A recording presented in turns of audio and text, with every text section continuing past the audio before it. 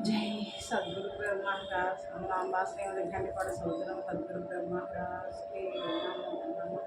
जय गुरुदेवा। गुरु ब्रह्मा गुरु विष्णु देवो महेश्वर गुरु साक्षात् परब्रह्म तस्मै श्री गुरुवे नमः। अम्बा श्रीमद घंटीपड़ समुद्रम सद्गुरु परब्रह्मणे नमः। जय गुरुदेवा।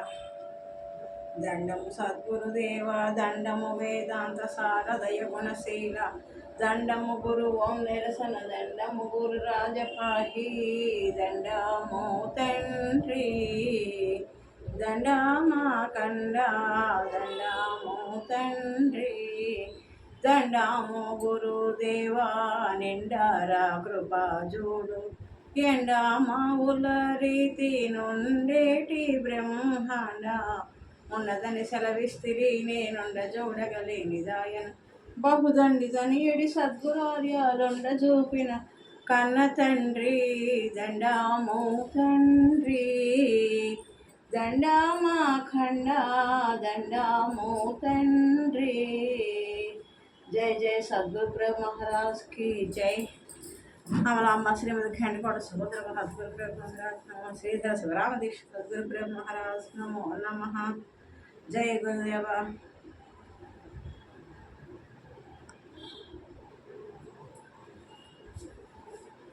కిందటి పద్యంలో చదువుకున్నాం కదండి।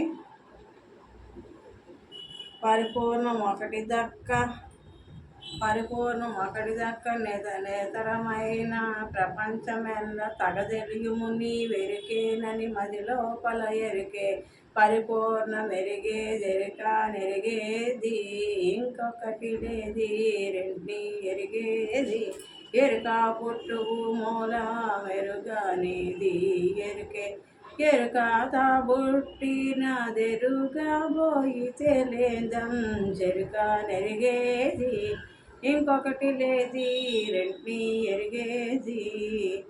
ఇది కిందసారి చదువుకున్నాం అండి। ఎరుక అనగా తెలుసుకున్నది తెలివి జ్ఞానము అని అర్థం। జ్ఞానము జ్ఞేయము రెండు ఒక్కటే కానీ రెండు కాదు। తెలుసుకునేది తెలుసుకోబడేది అంతా కూడా ఒక్క ఎరికే కనుక తెలుసుకునేది ఎరికే తెలియబడుచున్నది ఎరికే కనుక అన్నిటినీ తెలుసుకునేది ఒక్క ఎరికే కానీ మరొకటి లేదు। ఈ ఎరిక ఎలా వచ్చింది అని గురుముఖత విచారణ చేసి ఎరికను విడిచి ఉండడమే పరిపూర్ణ స్థితి అని కథల పద్యంలో చదువుతున్నాను। ఇప్పుడు భగవత్ కృష్ణదేశ ప్రభు వారు రచించిన కందార్థాలు శుద్ధ నిర్గుణ తత్వ కందార్థాలు 58వ పద్యం। పాపములు పుణ్యములు భువి ప్రాపించును ఎరుక చేత భ్రమసిన వారిన్ ప్రాపించవెరుక నెడసిన తాపసులను చిత్తముందు తగదెలుసుకొను మీ ఆగామి బోధను లెస్స విను మీ పాపాలలో శుద్ధ స్ఫటిక సన్నిధమైన ఆపోజ్యోతిని ప్రత్యేగాత్మని మదిలోన తగదెలుసుకొని మీ ఆగామి బోధను లెస్సగా విను మీ పద్యం అర్థం చేసుకుంటే చాలా బాగుంటుంది, గొప్ప బాగుంది। పాపములు పుణ్యములు భువి ప్రాపించును ఎరుక చేత భ్రమసిన వారిన్ ఎరుక భ్రమలో ఉన్నవారికి పాప పుణ్యములు వాటి కర్మఫలాలు ప్రాప్తిస్తాయి। అవి ప్రాప్తించవు ఎవరికి ఎరుకని విడిచిన వారికి। ప్రాప్తించవ వెరుకను ఎడసి ప్రాపింప వెరుక నెడసిన తాపసులను చిత్తముందు తగదెలుసుకొను మీ ఎరుకను విడిచి నిత్య పరిపూర్ణ స్థితి జ్ఞానం కలిగి ఆ పరిపూర్ణ ధ్యానంలో ఉన్న వారికి అటువంటి తాపసులకి ఎరుక భ్రమలో ఉండరు। ఎరుక వారిని ఏమీ చేయదు, కర్మఫలం వారికి అంటారు। అట్టి ఎరుక విడిచిన మహాత్ముల యొక్క స్థితిని బాగా తెలుసుకోవాలి। ఎరుక భ్రమయందు ఉన్న వారికి మాత్రమే పాపములు పుణ్యములు కలుగుచున్నవి। ఎరుక భ్రమలో ఉన్న వారికి మాత్రమే పాపపుణ్య భ్రాంతి కలుగుతుంది. ఎరుక విడిచిన మహాత్ములకు పాపపుణ్యములు కలుగునేరు. అటు ఎరుక విడిచిన మహాత్ముల యొక్క స్థితిని బాగుగా గుర్తించాలి. ముందు చెప్పబోయే బోధన బాగుగా గుర్తించింది. కనుపాపలలోనున్న శుద్ధస్ఫటిక సంకాసమైన ఆపోజ్యోతిని ప్రత్యేగాత్మగా చక్కగా తెలుసుకున్నాము. అది ఏ ఎరుక, అది పరబ్రహ్మమని భ్రమించేవేమో. అది పరబ్రహ్మం కాదు, అపోజ్యోతి బ్రహ్మం అని అంటారు. పాప పుణ్యములు ప్రాప్తించు ఎరుకతో భ్రాంతి వదలని వారికి ప్రాప్తించవు. భ్రమను విడిచిన వారికి భ్రమను విడిచి ఉండాలి. పాపపుణ్య భ్రాంతి లేదు. ఎరుకుంటే అన్నీ ఉంటాయి, ఎరుకను విడిచి ఉంటే ఏది లేదు.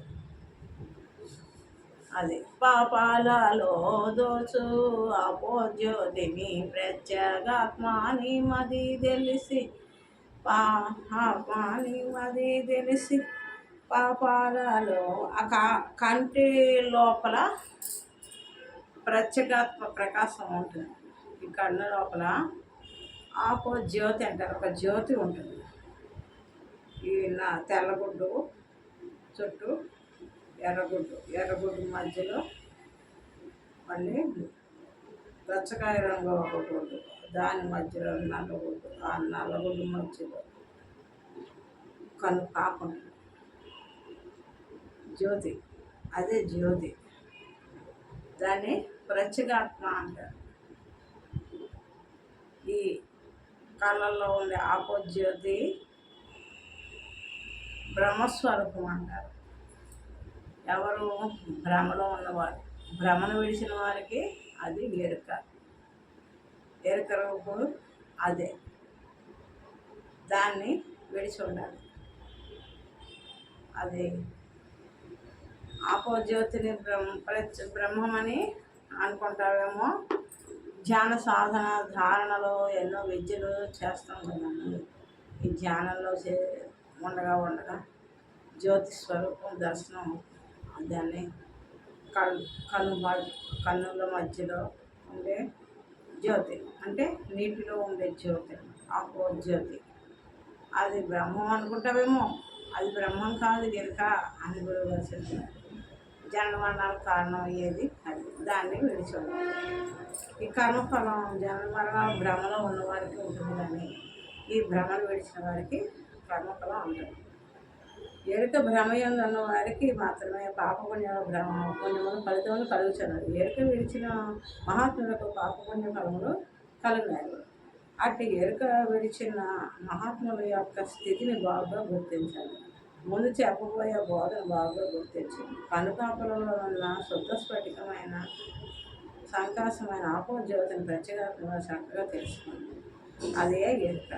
అది పరబ్రహ్మమని భ్రమించకూడదు. జై సద్గురు బ్రహ్మ మహారాజ్. జై గురుదేవ.